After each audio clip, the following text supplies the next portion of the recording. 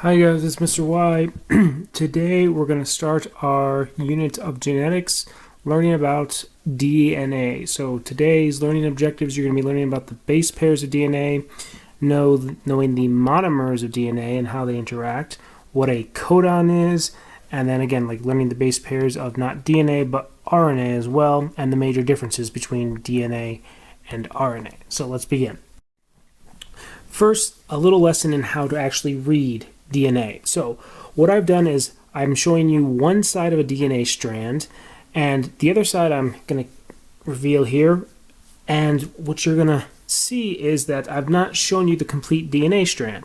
Now, in the center of DNA, there are these things called base pairs. These are the nucleotides, and they always pair in the exact same way. They always go together the exact same way. The A letter base pair here will always base pair to a T, and the G will always base pair with the C. Now, this works in reverse too, so C's will always base pair with G's, and T's will always base pair back to A's with DNA. So, knowing that, you can actually predict, knowing just one side of a strand of DNA, what the other side should be. So, you should just pause the video for a second here and see if you can fill in the other letters that are going to go here to here for this opposite side of DNA. So go ahead and pause and give it a try. So again, A's always paired with T's, T's always pair with A's, C to G's, G's to C's, and so on. All the time in DNA to DNA base pairs. So A's and T's, C's and G's. Give us a second try again. Pause the video for a second here and try to fill in this opposite strand using what you know about DNA base pairing. Remember, base pairs are right here. So again, every T you see, and it's not perfectly lined up, but it's close. Every T you see is going to base pair to an A, every A is going to base pair to a T, and every C to a G, and so forth. So a little bit more on DNA. The full name of DNA is Deoxyribose Nucleic Acid. And again, it's a double chain, meaning it has two sides. It's a polymer made of these nucleotides. Shouldn't say nucleic acids, that's wrong. But nucleotides that are passed from parent to children in all forms of life. So bacteria pass it along, so do plants, funguses, animals, of course. Almost every form of life we know uses DNA, and if it doesn't use DNA, then it uses something very similar called RNA, which we'll go into in a minute. That's usually things like viruses that use RNA. So the nucleotides are the individual monomers, the links. So if you think of like a link out of a chain, whereas DNA and RNA are the polymers, what you see as the whole chain when it's bound together. So just draw my little beautiful DNA strand here. That's the polymer, and then the nucleotides are the monomers. So there are 5 types of nucleotides. There's adenine, that's the A, which base pairs to thymine, that's the T. Then there's guanine, G, which base pairs to cytosine, C. There's also a 5th type you're going to have to know called uracil. Letter is U. It only shows up with RNA. It doesn't show up in DNA, so it's going to come up, just not at this current moment. So here's a nice detailed picture of DNA showing you A's base pairing to T's and C's base pairing to G's. So here's the A's and T's, here's the C's and G's, and you can see they've labeled these bonds in the middle of them. These are hydrogen bonds between hydrogen molecules. And you can see it's kind of a repetitive molecule, and this is the monomer. This is the nucleotide. This is adenine, and of course the next one would be cytosine, and then you continue with the thymine, and then it reverses itself going the opposite direction here. So those are the individual links that make up this whole chain. So again, A's always base pair with T's, and G's always base pair with C's. Now there's a specific reason for the number of lines I've put between them, so I hope you were very detailed in your notes and you made the same number of lines every time that I did. Now, this is because between A's and T's, if you'll remember from that last picture I showed you, there's actually 2 hydrogen bonds, whereas between G's and C's, there's 3 hydrogen bonds. So there's always two what we call H bonds or hydrogen bonds with adenine that always pairs with thymine, or thymine to adenine, either way, and 3 hydrogen bonds between guanine and cytosine. You can see that here in this picture when we focus in. This has kind of got the DNA going sideways here, but you can see between the adenine and the thymine there's 2 dotted lines. One here, one here. Those are the 2 hydrogen bonds. And then between the guanine and the cytosine, there's 3 dotted lines, 3 hydrogen bonds, and the process repeats. So here's another picture of DNA close up. Again, this is kind of going vertical.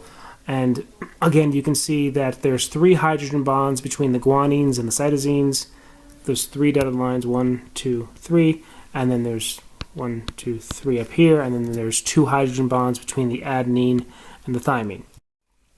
So this is actually the chemical formula between the adenine and the thymine at the top here. You can see that here's the dotted lines. There's the 2 hydrogen bonds, and then between the cytosine and the guanine, there's the 3 hydrogen bonds. So this is chemically how it works out. Remember the straight lines here? These are covalent bonds, where the dotted lines are hydrogen bonds. Covalent, and then these are the H bonds. So another term you're going to have to learn is called a codon. Now, a codon is kind of like saying a dozen. A dozen always means 12. Well, codon in DNA speak always means 3, specifically 3 base pairs on a single strand. So that's called a DNA codon. And it's going to be important to us later when we talk about the processes that DNA undergoes. So, for example, here I have a DNA strand, TAG, that's the first codon, right here to here. Then the next codon, CGA, and then the last codon, TCC. So 1 codon, 3 base pairs, and I would make sure you get down, if nothing else, this picture for your notes, because this will become important later on. And include the labels down here especially. Now let's go into RNA for a little bit. Now RNA is similar to DNA in that it's made up of nucleotides, but it's a different type of nucleic acid. It's not double-stranded like DNA is. It can bind to itself, but a lot of times you'll see RNA in a single strand form like you see here on the left-hand side, whereas DNA has the famous double helix, like so. RNA is often just a chain by itself, and there'll be a better picture. The other big difference is, if you'll note on the key of the thing, whereas DNA you have A's, T's, C's, and G's, the thymine is not present in the RNA. Instead, it's replaced by this other nucleotide called uracil. Again, that's letter U. So here's 2 different pictures of RNA strands. Again, RNA is usually single-stranded, and you can have RNA codons as well, just like you can have DNA codons, and it's just every 3 base pairs. So the first RNA codon here, RNA, is GCU, and then ACG, and then etc., all the way down. So this has 7 codons total, so 7 times 3, that's 21 base pairs altogether. And again, there's no T's, there's U's instead. So U's uracil takes over for thymine, in this case, for RNA. Now, just to point out, to make clear the differences, again, the DNA has the classic double strand. I couldn't get a nice picture of it, but 2 strands, whereas RNA a lot of times just has 1, doesn't ever have the really famous double helix. The base pairs with DNA, you have A's and T's, C's and G's, and again, the 2 base pairs here and 3 base pairs here. Whereas with RNA, occasionally it does base pair to other RNA molecules, and occasionally even to DNA. The C's and G's will still bond together. But instead of A and T, A will base pair with U, and U will base pair with A, given an opportunity. So we use uracil instead of thymine. And again, both have examples of codons. So TAC is the codon here for the DNA molecule, whereas AUG is the codon here for the RNA molecule. And again, the uracil replaces the thymine. So with that said, I'm going to try another one of these problems with you. So on the top, you have your DNA with your DNA codons, but on the bottom, I want you to base this DNA, base pair it to the RNA at the bottom. So you have to be careful. So you have to base pair C, G, A, T, and then continue the process. So take a minute, pause the video, see if you can fill this in. So C's and G's still the same. The A up here on the DNA is going to base pair to a U because this is RNA down here, not DNA. The T is still going to base pair to the A. G will base pair to C, G and C. A will base pair to U, and then U will always base pair to A, and then T will still go to A. Give that another try with this one. See what you can solve for. Make sure you can do it all on your own, and then come back when you're ready and unpause the video. So again, G's and C's, A's and U's. I'm hoping you get the pattern by this point. It's not that complex, but you do need a little bit of practice because it will become more complex later on when we build off of this. So make sure you're good and that you know how to do this very well. Alright, so remember DNA is actually pretty thin, but it's extremely long for its size.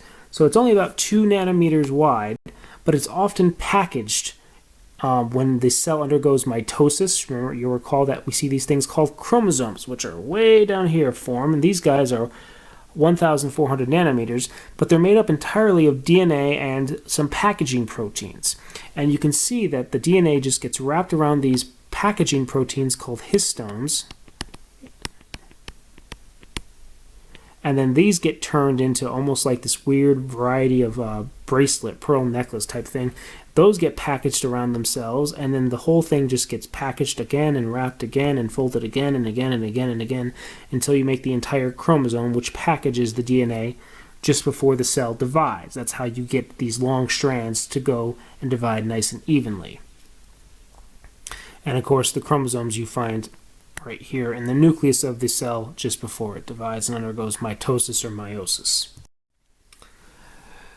So make sure you can do the base pairing of DNA to DNA and then DNA to RNA. I would also try making one up going from RNA to RNA just to make sure you're okay on all the possible varieties of this. If you have questions in class, make sure you let me know.